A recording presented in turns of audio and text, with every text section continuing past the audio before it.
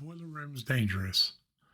Most attendees nod when I ask this question in my seminars. I admit boiler rooms can be dangerous, but also acknowledge that the dangers drop dramatically if the boilers are maintained on a regular basis. Between 2022 and 2024, there were 7 fatalities in the United States attributed to boilers.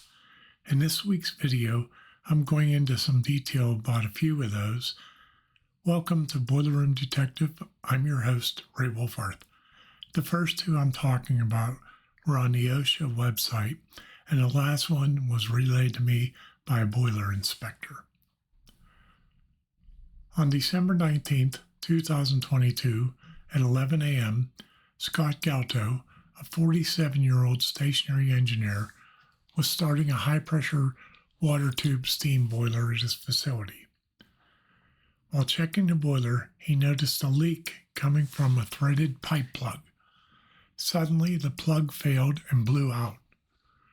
Mr. Galto was sprayed with high-pressure steam and high-temperature water, burning over 80% of his body. He had the wherewithal to escape the boiler room and called out for his coworkers to shut off the gas.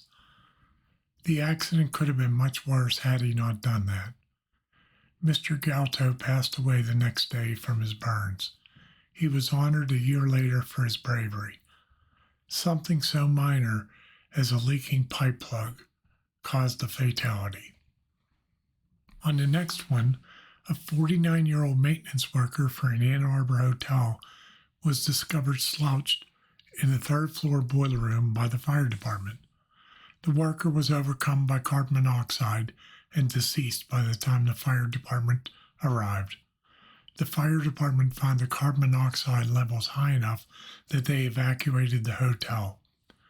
A subsequent investigation found that the boiler flue pipe was plugged with sheet metal, and the combustion air opening was plugged with garbage bags. The owner was fined over $150,000 for this incident. A carbon monoxide detector could have warned the maintenance person. On this last one, when the nursing home maintenance director Harold walked into the building, several of the employees complained about how cold the building was. He stepped inside the boiler room and saw the lone boiler's flame safeguard was tripped. Harold pressed the reset button and watched as the burner attempted to start. After a few seconds, the flame safeguard tripped. Harold pressed the reset button twice more. Fuel accumulated inside the boiler, so when Harold pushed the reset button the 4th time, it ignited those fumes and the fuel, and the force of the explosion threw Harold across the boiler room into a cement block wall. He spent the rest of his life in a wheelchair. If you have a tripped flame safeguard, remember, only press a reset button once.